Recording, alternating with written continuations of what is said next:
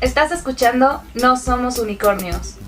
Hola, yo soy Raquel, o Hitsuji como me presento en internet. Yo soy Nea Paule.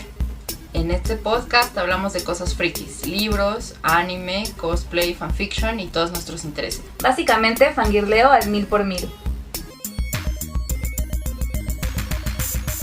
Hola, bienvenidos, bienvenides a este otro nuevo programa de No Somos Unicornios.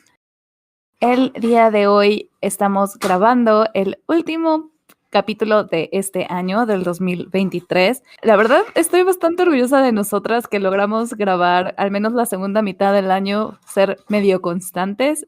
Esperemos que el año que entra sea igual. Pero para cerrar este año, vamos a platicar de aquellas cosas, libros, videojuegos, series, mangas, etcétera, que descubrimos este año que nos obsesionaron y que nos gustaron. Entonces va a ser como un capítulo de fangirleo, pero también de recomendaciones y pues vamos a eso. Y este año ha estado muy largo, yo siento que ha durado como 2, entonces hay bastantes cosas con las que me he obsesionado. Sí, yo también como que de pronto cuando sugerimos esta temática yo estaba como de, ay, pero nada más me acordaba de las cosas como de los de 3 meses para acá, porque mi cerebro está cansado y luego fue como de, no, espera, esto también fue este año y esto también, oh no, es que este año ha sido muy largo. Sí, yo siento que ha durado como 2. Pues empezamos, ¿con qué quieres empezar? ¿Empezamos con libros? Ajá. ¿Empiezas? Empiezo. Empieza. ¿Y yo? Muy bien. Yo casi no leí libros este año, libros de verdad. Bueno, lo que está considerado en libros de verdad, TM. Leí como 5, no mames. Más 2, más 3 Danmays. Entonces vamos a agarrar los Danmays porque en verdad es de las únicas cosas que tengo. No, no es cierto. Además de Danmay, leí un libro que me encantó. Lo leí creo que en enero, por ahí. ¿En febrero? No me acuerdo, pero lo leí muy a principio de año, cuando todavía estaba leyendo libros de verdad TM. Y es Las bestias olvidadas de él, de Patricia McKillip. Lo amé, lo adoré. Es un libro muy hermoso, muy bello. Se trata sobre una bruja que vive alejada. Bueno, sí, podría ser considerada una bruja que vive como alejada en la montaña. Cuidando a justamente las bestias olvidadas de él. Y cuida a todos estos animales o estas criaturas fantásticas, o simplemente les da como un lugar a donde acudir si necesitan ayuda. Y un día le llevan un niño y le dicen que ese niño es el heredero de quién sabe qué reino y que perdió a su mamá y hay como que todo un drama político alrededor de eso y que sí lo cuida. Y ella se queda como de, pero ¿por qué a mí? O sea, me ven cara de que yo he cuidado a un niño en mi vida. Y ya se queda con él y de ahí se va desprendiendo pues toda la trama y cómo va funcionando todo. Es un libro muy hermoso que me gustó mucho. Ay, sí, es bellísimo. También fue de mis favoritos de este año. Y hace rato que te estaba escuchando que decías que casi no leíste, que solo leíste como 3 Danmays y 5 libros TM. Era como de, ajá, el contexto debería ser como me leí un libro que tiene un chingo, o sea, que los Danmays son muy extensos. Y más Erja, que bueno, vas a hablar al ratito de él seguro. Sí voy a hablar de él. Yo justo a principios de año también terminé un Danmay, que es Modu o Lector Silencioso de Priest.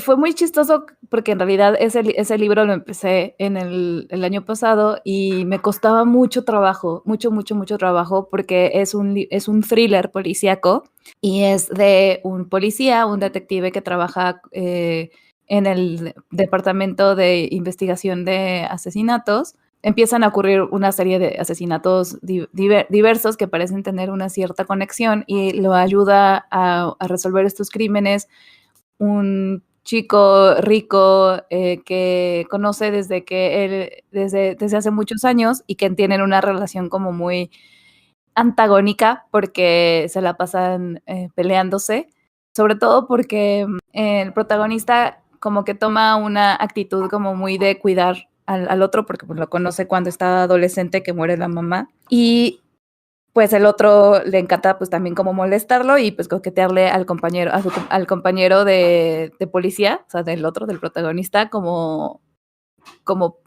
que también pues le gusta al protagonista. Entonces al principio son como rivales de amor, digamos, pero pues se ven obligados un poco a trabajar juntos y empiezan a resolver estos crímenes y todo. Y como digo, al ser un thriller policíaco, como que a mí la verdad ese tipo de libros no es algo que me interesen mucho, pero wow, o sea, ya que llegué más o menos a la mitad, que fue justo ya en este año, me lo leí completo y me encantó, me obsesionó mucho la manera tan inteligente que tuvo la autora de conectar cada elemento, o sea, desde el principio no parece, pero cómo se va ligando todo y cómo va construyendo todo en cuanto a la parte del misterio y del crimen, pero también en cuanto al desarrollo de la relación de los protagonistas, es una cosa impresionante y súper bella que amé mucho y sí, fue una gran lectura de este año.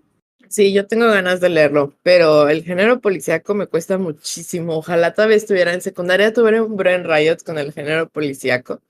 Y leí un buen de libros de Katzenbach que no son especialmente buenos ni nada, pero, pero ojalá todavía tuviera ese Brain Riot porque te juro que me cuesta muchísimo. Pero bueno, ya caerá. Sí, yo nunca lo he tenido, o sea, yo lo único que había leído así como del estilo era la saga la saga de Millennium. Sí, bueno, la de la chica con el tatuaje del dragón y demás libros. Ándale, sí. Ajá. Y sí me gustaron mucho esos, pero me gustaron más pues por la protagonista, ¿no? Por la morrita hacker. Pero literalmente eran los únicos que había leído como de ese género y pues sí, nunca he tenido. Pero el libro me sorprendió muchísimo. O sea, sí me encantó el modu. Yo, si vamos a hablar de Danmace, la verdad es que creo que este año leí muy buenos Danmace. De hecho, tengo 2 en proceso, pero es muy probable que no los acabe antes de 2024. Pero la verdad es que leí muy buenos Danmace. Mi favorito y con el que tuve un Brain Riot más fuerte fue Erja, obviamente, de Husky and His White Cat Shih de Meatbone. Me da mucha risa su seudónimo, Meatbone Doesn't Eat Meat. Me encantó. Es muy, muy largo y además es un libro que da muchas, muchas vueltas. Porque te dice, ya te conté esto, pero ahora te lo voy a contar desde este otro enfoque. Y ahora, ¿ves esa escena? No, pues es que tenía otro enfoque más, porque. Entonces, eso lo hace muy largo, porque es un libro con un narrador muy poco confiable, con un narrador muy poco confiable, o con más bien con narradores muy poco confiables, porque solo se basan en lo que ellos ven. Y ay, Diosito. Pero bueno, en el libro abre con la muerte del emperador del mundo de la cultivación, Tai Shan Yun, que es un hombre muy cruel, y lo único que sabes es que es un hombre muy cruel, y que cuando revive dice que no va a cometer todos los errores de su pasado, y le achaca todos los errores de su pasado a que se murió la persona que él cree que ama. Y y dentro de todo eso se tiene que enfrentar a la persona que supuestamente él más odia, su maestro, su Shizun, y como volver a vivir como que por toda esta época de su vida lo hace darse cuenta de muchas cosas o muchas cosas que malinterpretó y como, no sé, como analizar más a la gente que está a su alrededor. Es muy interesante todo el libro porque uno cree que es una historia de redención y no exactamente, pero pues ya, es muy larga y como que las primeras 600 páginas dices, no, esta es una historia de aventuras. Y luego las 600 siguientes dices, mira, como que hay romance o como que hay algo. Pero ya todo el último tercio es como de, bueno, ya puse aquí todas las piezas, ahora la autora dijo, ahora las voy a unir todas y todos van a llorar al respecto. Y estaba muy bueno. Quiero mucho a Erja, la verdad es que siento que es una gran historia. Yo ahí voy. Estoy leyéndola poco a poquito, pero incluso desde el principio ya me está gustando mucho, más por la parte, cuestiones de fantasía, pero está muy chido. Te va a gustar mucho el libro 3. Otro libro, antes de pasar a la siguiente categoría que me gustó muchísimo este año, y bueno, en realidad no es un libro, son 4, es toda la saga de Mundo Umbrío de Jaime Alfonso Sandoval.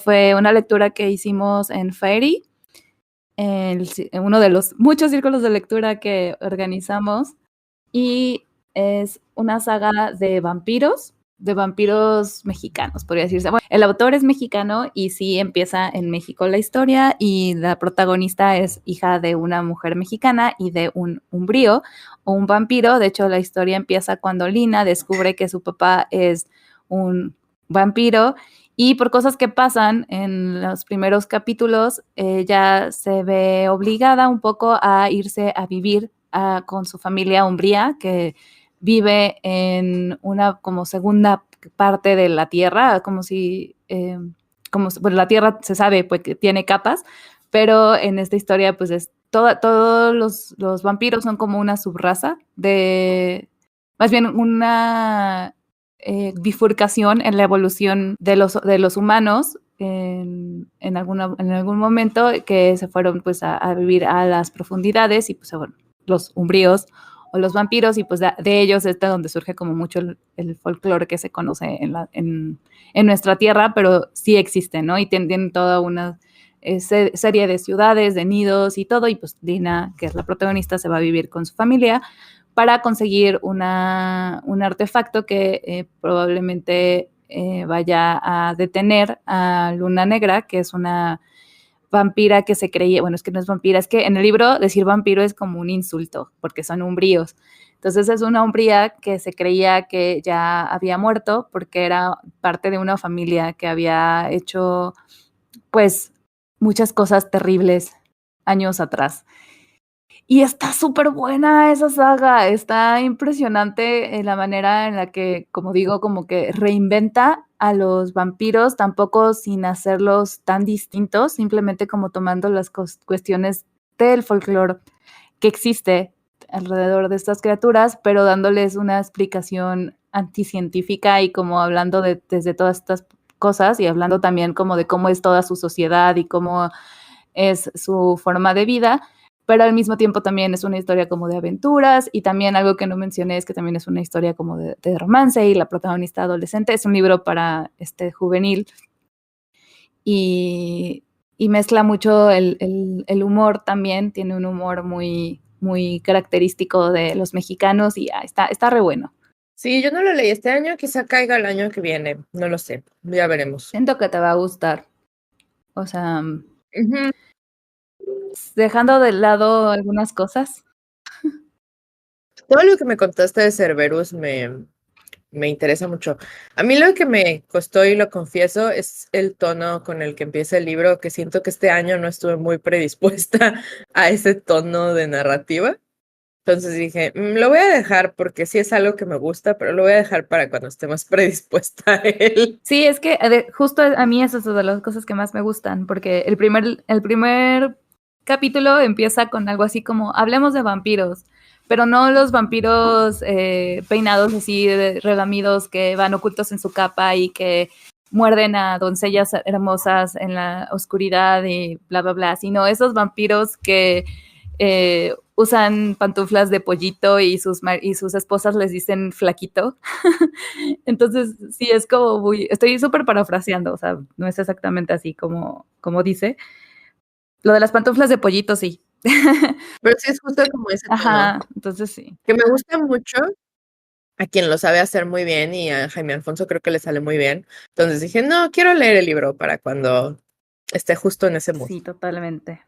Y bueno, no sé si tengas algún otro libro, pero yo creo que como con 2 está bien.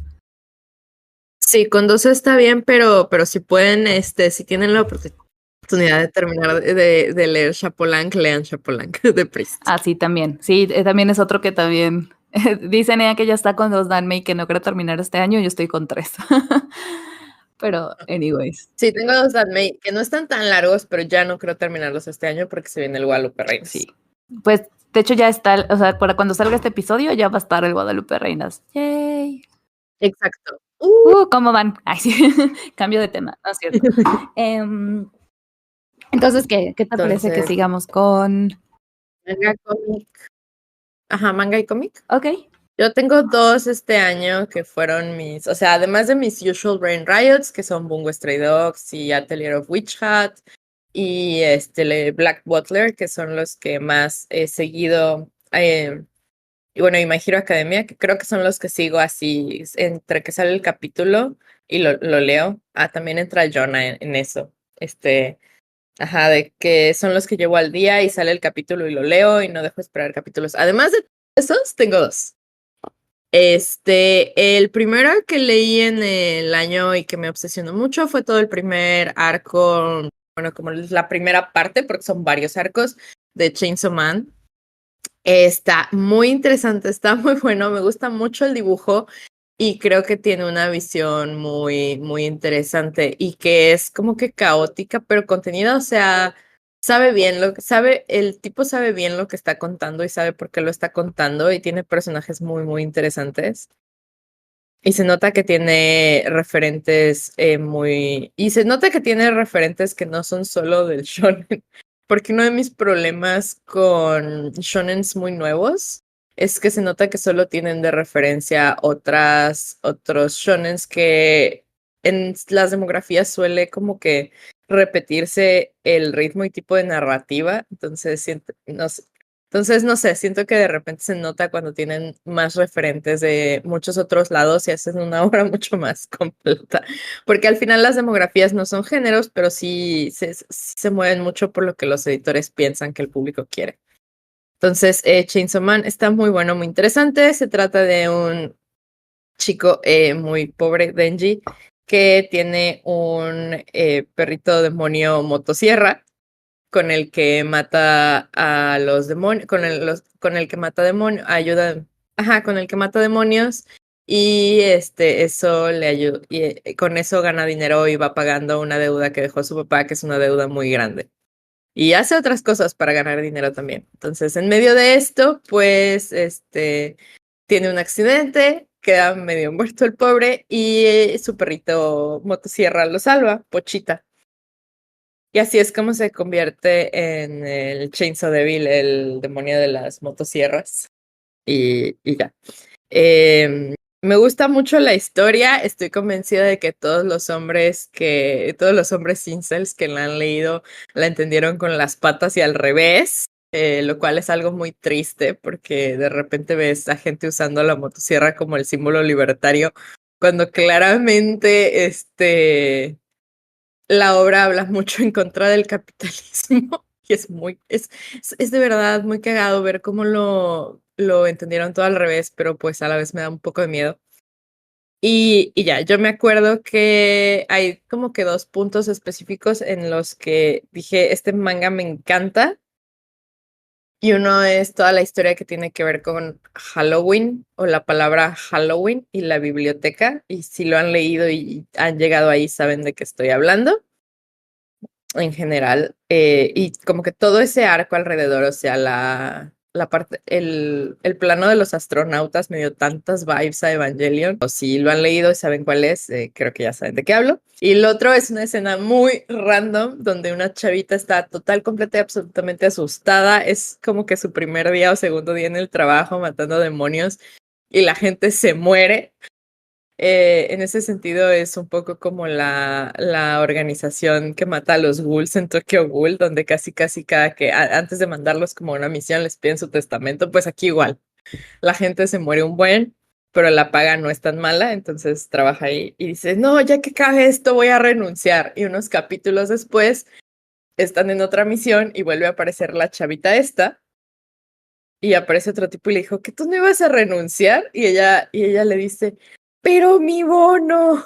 Y Dios mío, me sentí tan identificada. Eso es el capitalismo. Eso es el trabajo asalariado. Que te la pases de la verga y pienses, no voy a renunciar y mi bono, y mi aguinaldo. Sí, es muy relatable.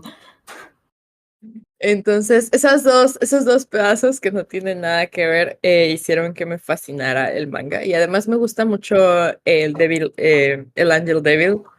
Y aquí es mi personaje favorito. Entonces, está bueno, léanlo. El anime, la verdad es que intenté verlo y pues Mapa sí, lo animó bonito, pero la verdad es que como que no, está muy caótico. Pero lean el manga.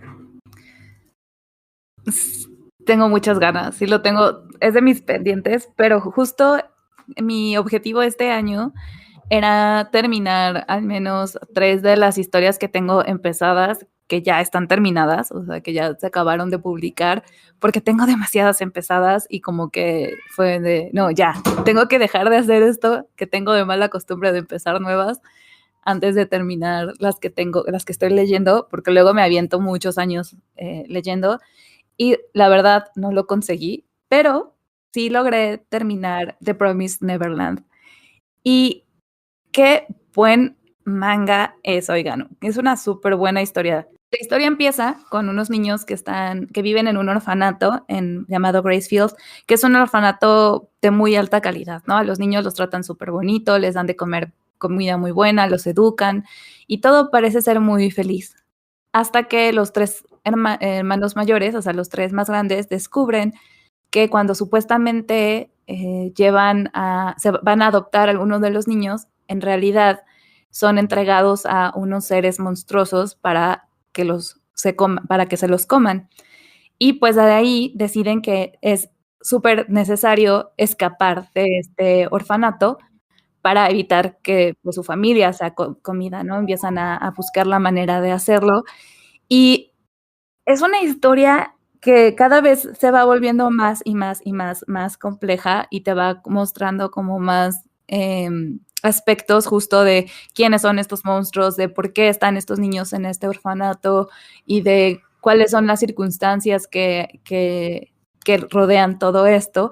Y además tiene unos mensajes que, no, así, sobre todo los últimos tomos, que de verdad a mí me volaron mucho a la cabeza y me gustó mucho cómo fue llevando toda la historia y sobre todo el desarrollo de los personajes, el desarrollo de los 3 principales protagonistas, pero también como de otros personajes que van entrando a la historia. Y me hizo llorar un montón y me hizo pensar mucho también. De hecho, todavía lo sigo como medio digiriendo porque apenas lo terminé la semana pasada. Leí los últimos 2 tomos que me faltaban. Y otra cosa es que la ilustración, porque la historia es de Kaiju Shirai y la ilustración es de Misu Ponsuka. Y hacen una mancuerna muy, muy buena, porque la historia tiene una calidad altísima, pero también el nivel de detalle de ilustración de Misu Ponsuka es una cosa impresionante. Aparte, algo que me gusta mucho es que meten como muchas pistitas de la historia y de cosas que van a ocurrir en ilustraciones previas y luego ya como en el manga cuando aparece como de, se dieron cuenta, bueno, como las notas, se dieron cuenta de esto que aparecía aquí, era por esto y esto y esto, y es como, wow, verdaderamente está súper bien planeada cada cosita de esta historia. Entonces, gran manga. Yo quiero terminarlo porque me quedé muy al principio. Entonces, pues ya avanzaré un día. Lo tengo en mi sección de mangas en hiatus porque son mangas. Hay mangas que dejo que se acumulen como 10 capítulos, pero hay mangas que digo, no quiero dejar pasar muchos meses antes de continuar. Entonces tengo una sección que dice hiatus y hay como 10 cosas ahí.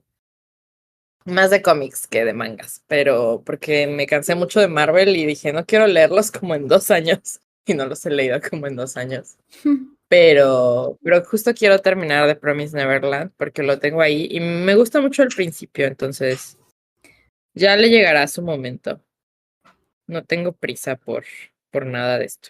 Sí vale mucho la pena, porque justo, o sea, es un muy buen principio y la verdad es que cada tomo tiene cosas nuevas que te va sumando a la historia y que sí, a mí me voló mucho la cabeza, la verdad. Es muy, muy precioso. Y algo que me gusta mucho también es el de los personajes, o sea, los 3 protagonistas son muy diferentes, incluso en la manera en la que abordan los problemas y en la manera en la que piensan. que quieren, cómo quieren hacer las cosas. Y me gusta también porque como que cuestiona ahí también algunas cosillas respecto a cosas. Es que no puedo decir mucho porque son spoilers, pero me gusta mucho. Acuérdate que no me importan los spoilers, pero para la Sí, audiencia no. sí, a ti, o sea, sí. Sí, a mí me gusta el niño emo. Se me olvida su nombre, pero me gusta el niño emo. Sí, es Rey, se llama Rey. Soy él. Sí, es yo por supuesto adoro a Emma. Es por supuesto. Soy yo. Sí, sí, Y no más. me acabo de acordar de algo del final y voy a llorar. Maldita sea. Mejor ¡No! habla tú de otra antes de que empiece a llorar. Ok, ya. Leí otros mangas, algunos muy buenos. Vanitas no Carta está muy bueno, se los recomiendo. Pero, quiero hablar de de el Requiem del Rey de la Rosa o el Requiem por el Rey de la Rosa. No es exactamente cómo está publicado en España el título y me lo acaban de decir, pero bueno, el Requiem of a Rose King de Ayakano es una historia sobre la Guerra de las Dos Rosas. Si no conocen esa época de Inglaterra, básicamente, básicamente después de que quitan a Ricardo II del trono, que era el legítimo heredero, el nieto de Eduardo Algo, se pelean entre los descendientes de dos hijos de Eduardo III,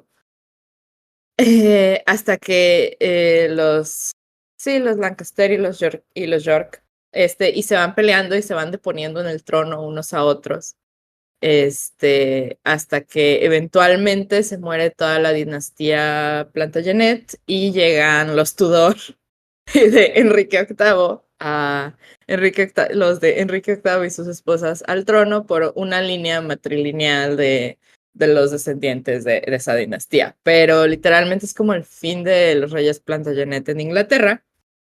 Y a mí me gusta toda esa historia. Es tan dramática que Shakespeare escribió varias tragedias sobre ella. Escribió desde la de Ricardo II, que esa no la conozco, la verdad, pero también es una historia muy triste que sirve como para poner el escenario de la Guerra de las Dos Rosas. Y escribió la de Enrique VI, Henry VI y Ricardo III, que es una de sus obras más famosas en la vida. Entonces, Ayakano adapta directamente las dos historias, la de Enrique VI y la de Ricardo III de Shakespeare, a un manga, haciéndole cambios y tomando como que cosas de distintas obras de Shakespeare y pues cosas también que son históricas. Se toman muchas libertades históricas, la verdad, pero creo que es muy, muy, muy, muy interesante cómo lo plantea. Muchas cosas que no son especialmente spoiler porque salen literalmente en las primeras 10 páginas y en la sinopsis. En la obra de Ricardo III de Shakespeare, de Richard, se habla de cómo es una persona, pues que no es agraciada, que está, lo describen como alguien, deforme prácticamente en Shakespeare, creo recordar.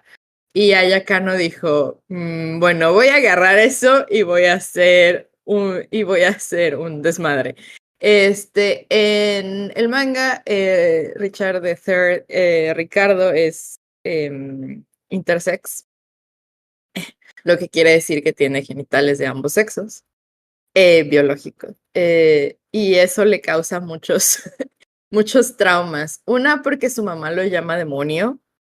Le dice que es un demonio. Dos, porque no se parece a su papá prácticamente, y además lleva el nombre de su papá, de Ricardo el Duque de York.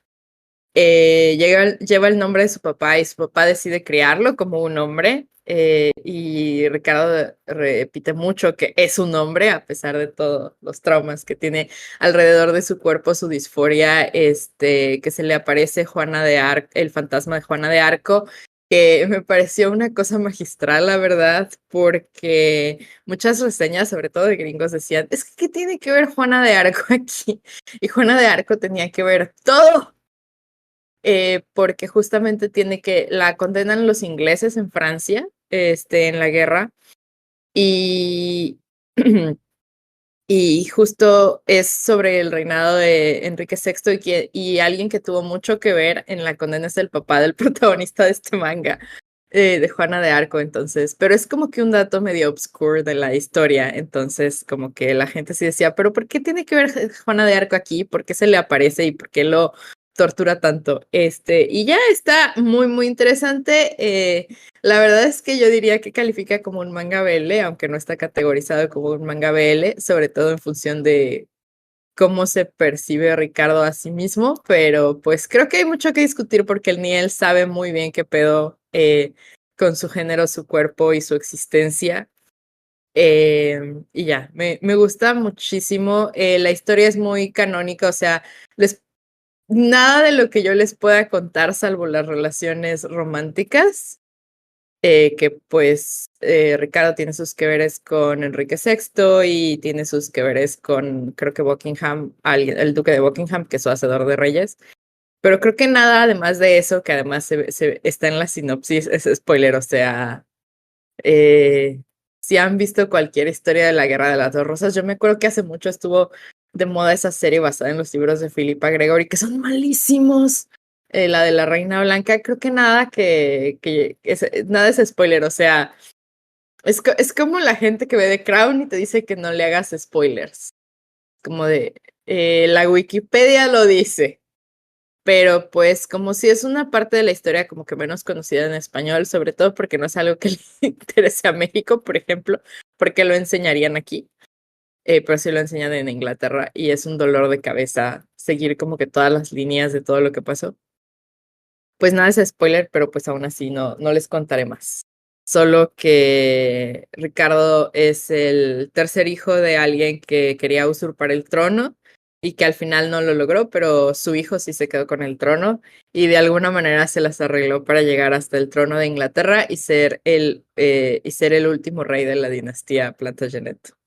Y ya, es todo. Ese manga está muy bueno, me gusta mucho. Léanlo, por favor. Necesito que lo licencie Panini en México. Por favor, pídanselo a Panini, aunque sea.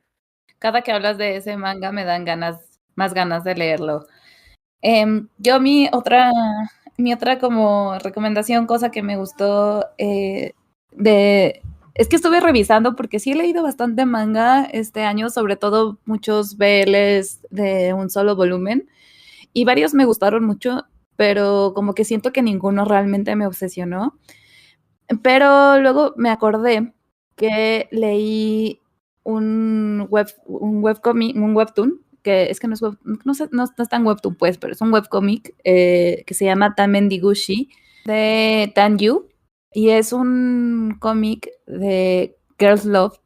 Es de dos estudiantes de preparatoria. Una de ellas, Sun Jin se llama, es de una escuela y siempre ve a otra chica de otra escuela en la estación de camiones y como que le llama mucho la atención y se acerca para preguntarle su nombre, pero le entra como el gay panic y solo falla y la otra como que se queda sacada de onda, pero a partir de ahí como que vuelven a seguir coincidiendo y finalmente se anima a pedirle que pues que sea su amiga, ¿no? Y empiezan a ser amigas y empiezan como a salir y así, pero pues poco a poco la amistad se va tornando en otras cosas. Y digo, es una historia así como de escolar, con los personajes adolescentes, de como un poco como el primer amor y todo. Es muy bonita y muy adolescente. Y a mí, básicamente, me llamó la atención por una ilustración que vi, que dije como de, ay, se ve bonita. Y lo empecé a leer, dije, voy a leer como un poquito. No, hombre, lo empecé a leer y me agarré a leer todo lo que había en su momento, porque es una historia muy bonita, es muy adorable. Y me caen muy bien los protagonistas y el estilo de dibujo está precioso también. Entonces, esa será la que mencionaré aquí.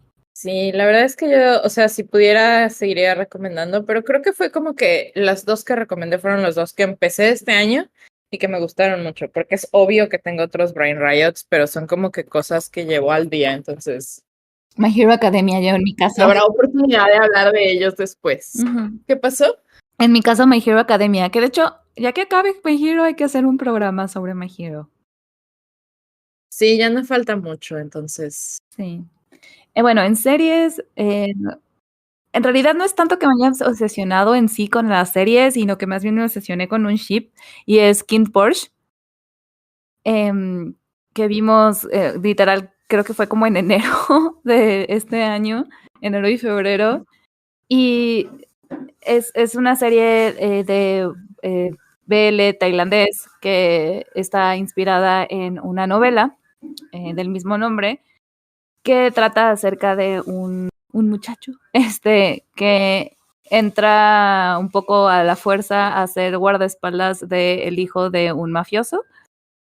Y pues ahí empieza también como pues a involucrarse con todo lo que tiene que ver con la familia y con las como dinámicas que hay entre pues, otras personas con las que hace negocios y todo. Y pues por supuesto el ship principal es de este guardaespaldas y el que le está cuidando.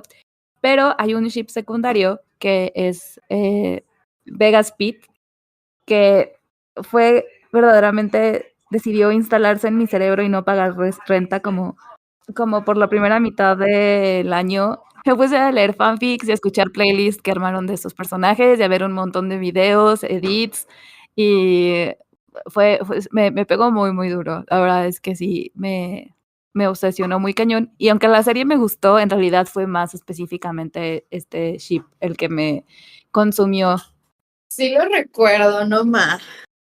Ese ship te consumió completamente. De series, la verdad, yo solo tengo una porque fuera de lo que vimos de novelas tailandesas, que la verdad me gustaron, me gustó mucho Not Me. Sí, Not Me también estaba muy buena. Sí, me gustó mucho Not Me, pero ninguna de ellas me causó un brain riot, como Till the End of the Moon, que todavía no la acabo, lo que es peor. Estoy traumada y no quiero acabarla, pero la verdad es que me causó un brain riot y una relación parasocial con Luo Yunxi, que ya tenía, porque ya había visto casi todas sus escenas en Ashes of Love, que no he visto la serie porque no me interesa y me enoja ver esa serie, porque Runju tiene la razón en todo y siempre lo tratan re mal. Pero Till the End of the Moon me gusta mucho, muchísimo. O sea, abre con el dios demonio exterminando como a las últimas sectas de cultivación en el mundo, y una chava usa como el artefacto que se supone que está destinado a destruir al dios demonio para regresar en el tiempo. Y ahí y le dicen que tiene que matarlo antes de que se convierta en el dios demonio, pero que si solo lo mata, pues se va a convertir en el dios demonio, que tiene que encontrar la manera como de quitarle la esencia demoníaca o el hueso demoníaco que tiene dentro de él. Y cuando regresa al pasado, solo sabe el nombre de quién era el dios demonio antes de convertirse en el dios demonio. Y preguntando, y preguntando si lo conocen o si saben quién es, como que la chava que siempre la está acompañando y cuidando y que trabaja para su casa, se queda así como de, ¿ya está? ¿Qué le pasa? ¿Está drogado o qué?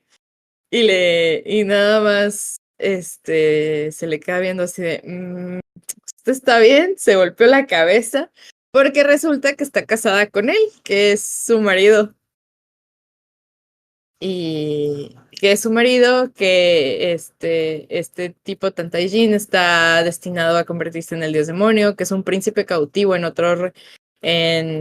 un reino, en otro reino, y etcétera, etcétera, etcétera. La verdad es que es un personaje muy interesante porque es incapaz de sentir empatía por la gente, y se nota que eso le causa muchos problemas como internos también, y o sea, que ansía que lo traten bien, pero la gente siente como que rechazo por él, como instintivo, ¿no? Porque tiene un hueso demoníaco.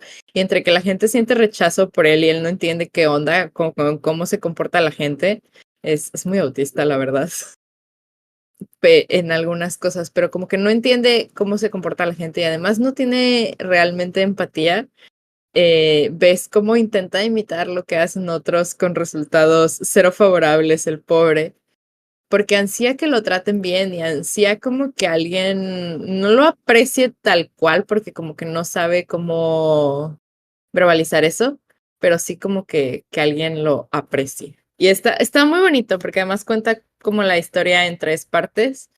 Es una historia de amor de gente que se ha reencarnado o que ha tenido varias vidas y está muy bonita, pero es una tragedia finalmente, así que considérenlo. Siento que a la gente que no escucha este podcast de hecho ya las tenemos medio hartas de que hablamos de Till the End of the Moon, tú y yo, de Avatar o Sentai Don Brothers hasta el cansancio en los últimos meses.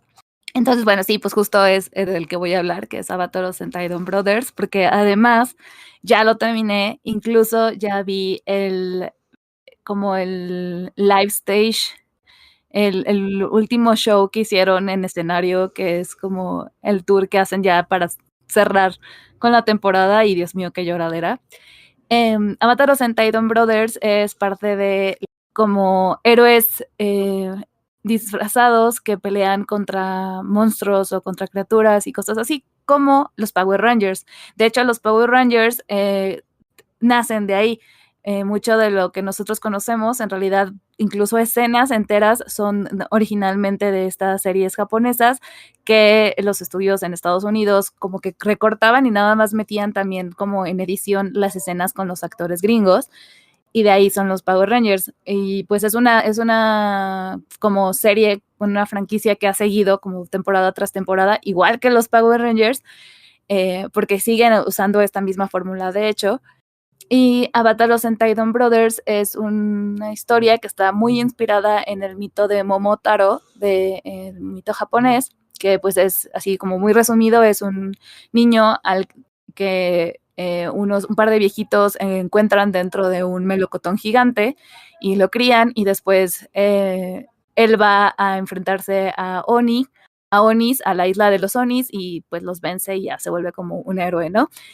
Y justo la historia empieza con un niño que llega como de otra dimensión, que lo encuentra un hombre y lo cría.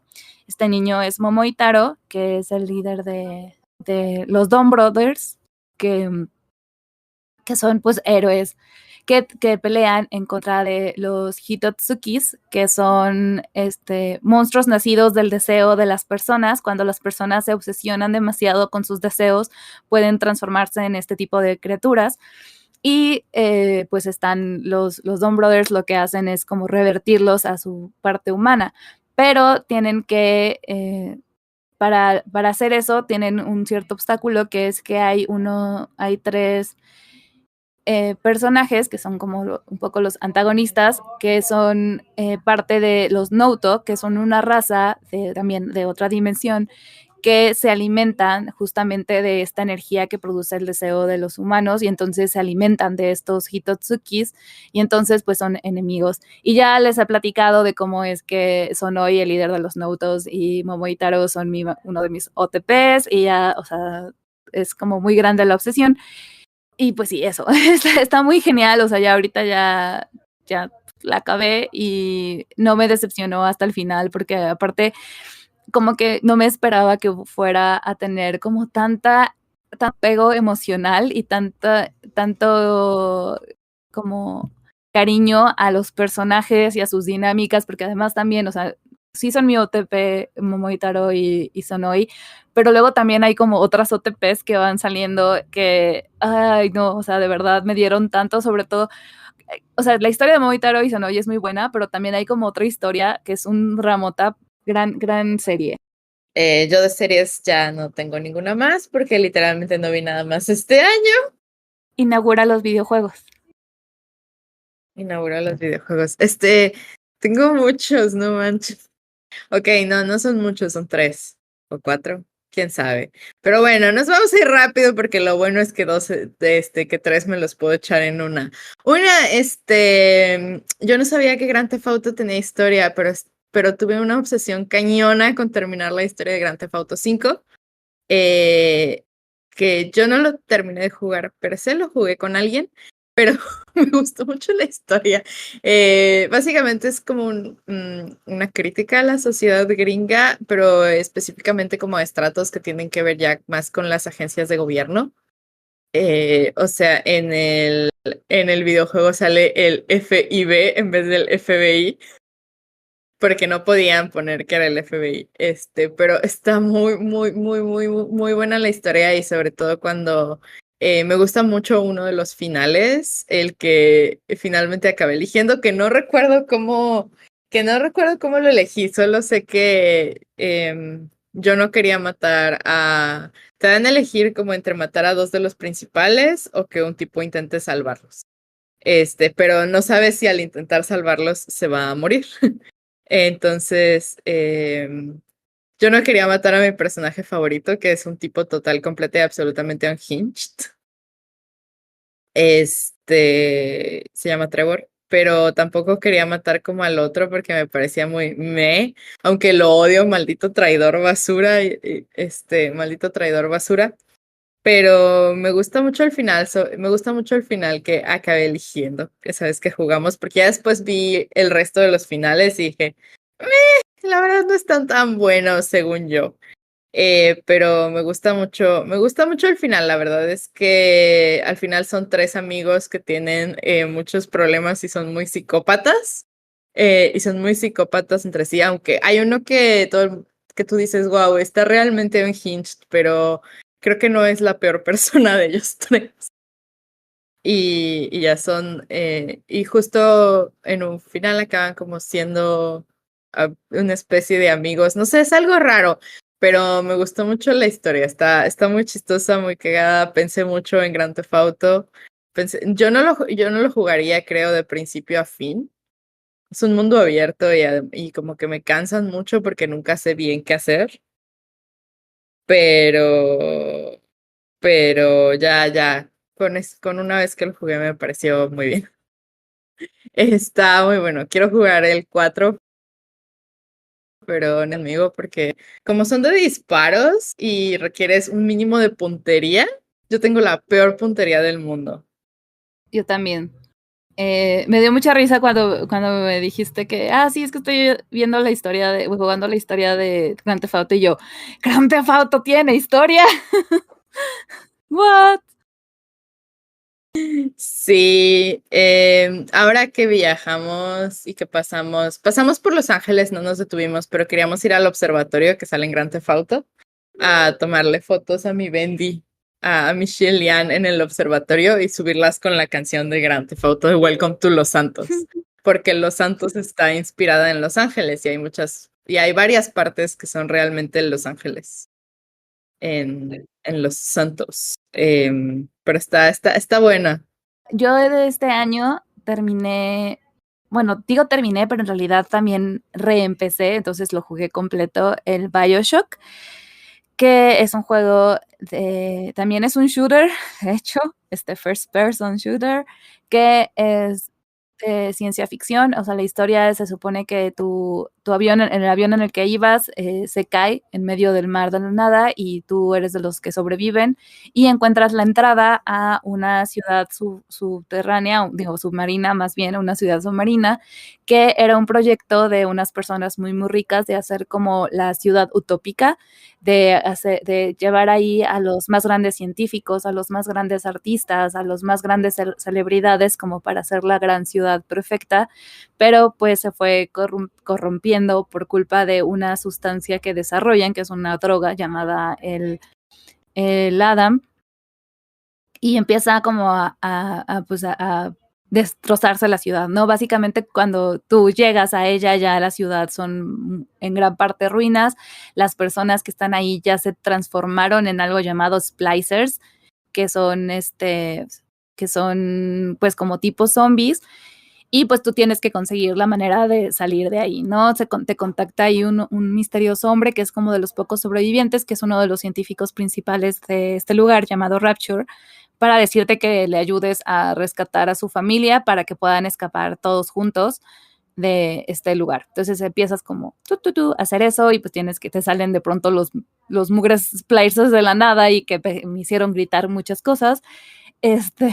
Y honestamente, pues sí es bastante un poquito más terrorífico de lo que a mí me gustaría, pero no es, o sea, no se supone que sea un juego de terror, pues es un juego más bien de ciencia ficción, que a mí me llamaba mucho la atención porque toda la estética de Rapture y todo esto era como una estética art deco.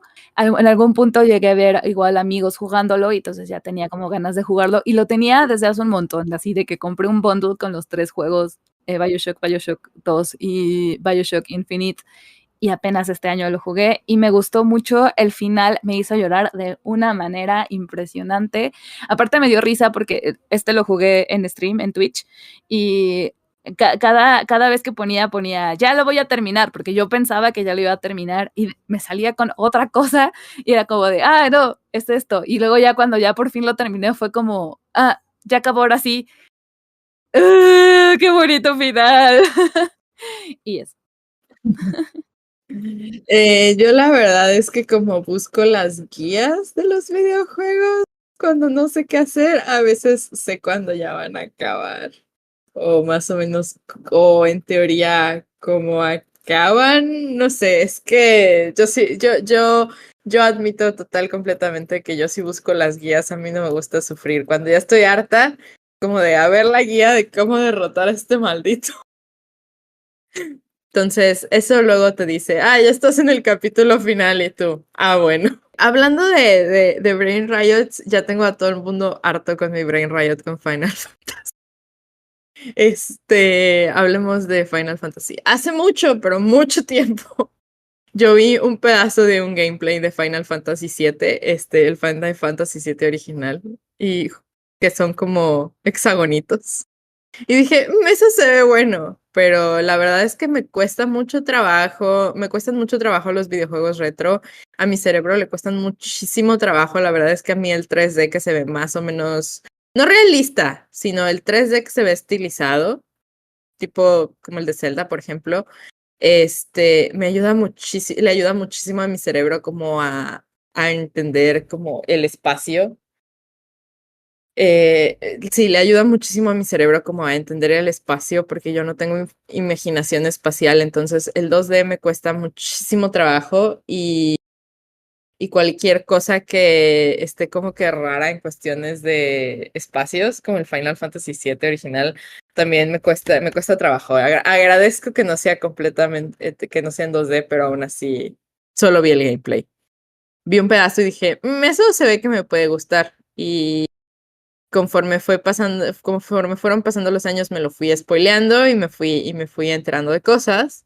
Y luego resultó que en la suscripción del Play, en la PlayStation Plus, estaba disponible Final Fantasy VII Remake. Así que lo bajamos, empezamos a jugarlo. Y eso de empezamos a jugarlo significó que me empecé a sabrosear a Cloud cada que ponían el juego. Entonces, eventualmente me tiraron el control a la cara y me dijeron, juégalo tú, porque ya estaban hartos de que yo, me sabroseara a Cloud a cada momento. Y, y me sabroseara a Sephiroth también, a cada momento. Y me gustó muchísimo, o sea, me obsesioné de tal manera con Cloud Strife, porque su personalidad es tan parecida a la mía. Me obsesioné tantísimo con Cloud Strife que recuerdo que, no sé a cuántas personas les conté el videojuego entero, al menos hasta donde llega Remake, que es como un tercio, creo, no me acuerdo, pero sí es como un tercio de Final Fantasy VII. Como les conté a todos, fue así de no, y me obsesioné mucho y como que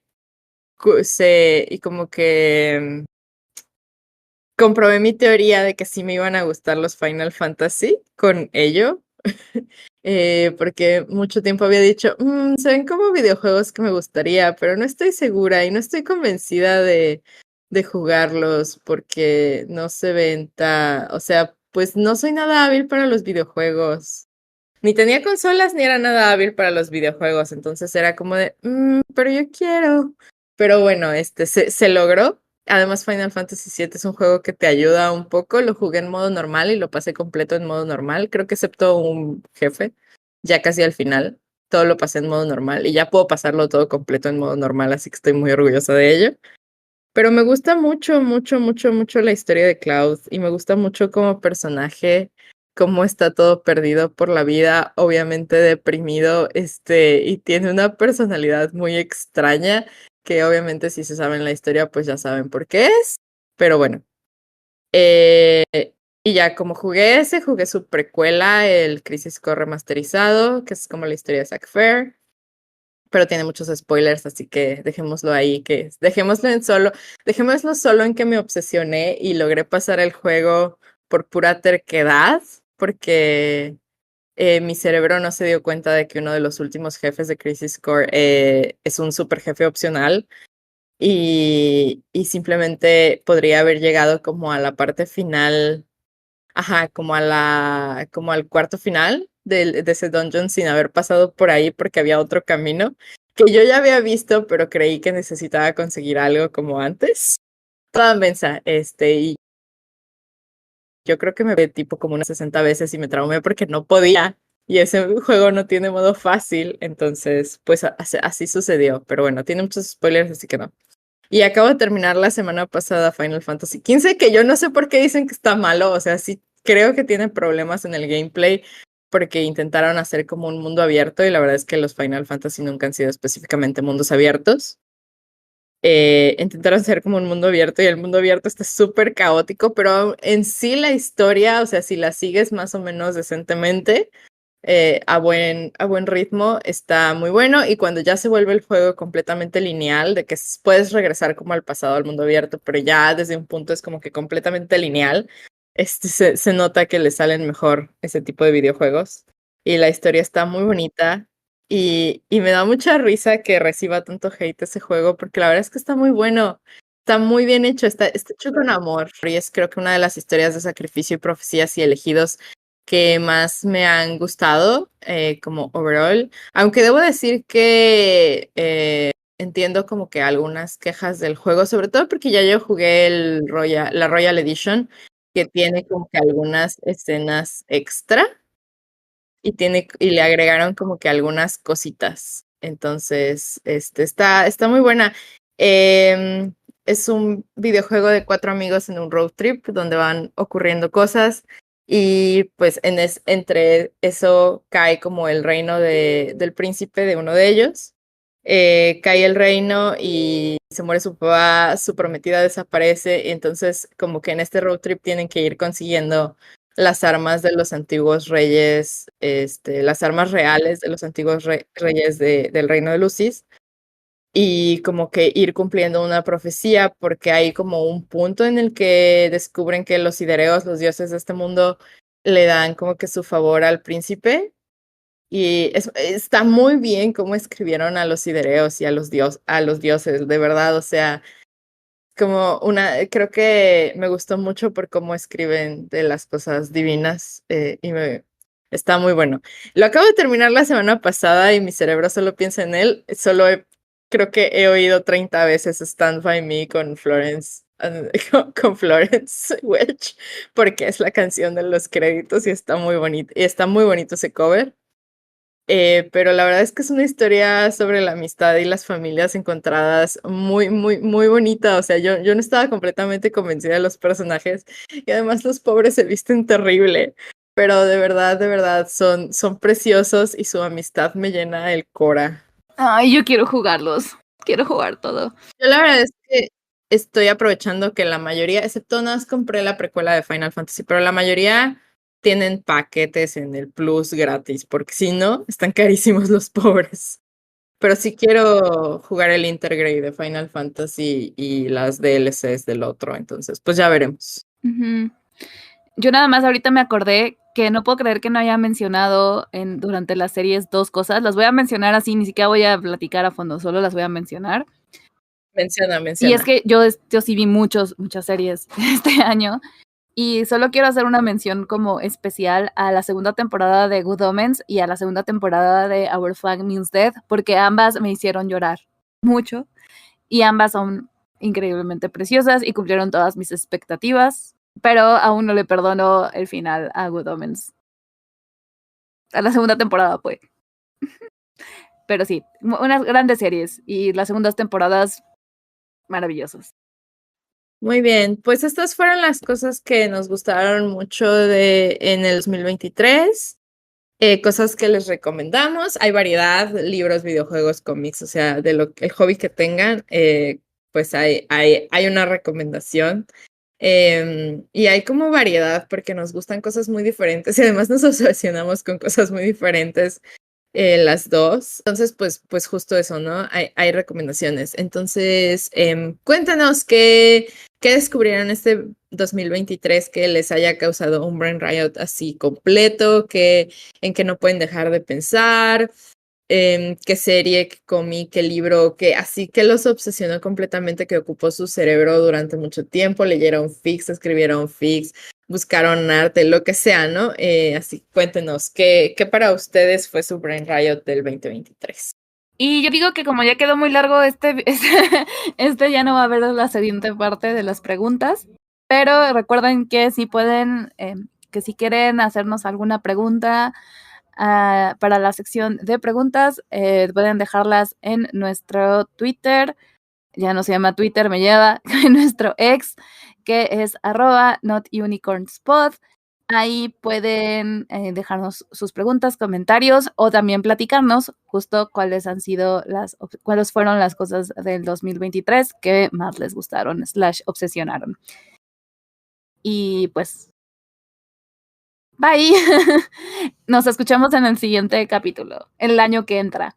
Feliz Navidad, felices fiestas, feliz Año Nuevo, feliz lo que sea. Nos vemos el año que viene con más temas frikis. Si tienen alguna sugerencia de algo que quieran saber nuestra opinión y sea un tema friki, pueden comentarla también. Nos encantaría saber, porque a veces nos cuesta mucho trabajo elegir los temas, pero pues nos encantaría saber. Bye. Estás escuchando No Somos Unicornios. Hola, yo soy Raquel, o Hitsuji, como me presento en internet. Yo soy Nea Paule. En este podcast hablamos de cosas frikis, libros, anime, cosplay, fanfiction y todos nuestros intereses. Básicamente, fangirleo al 1000 por 1000.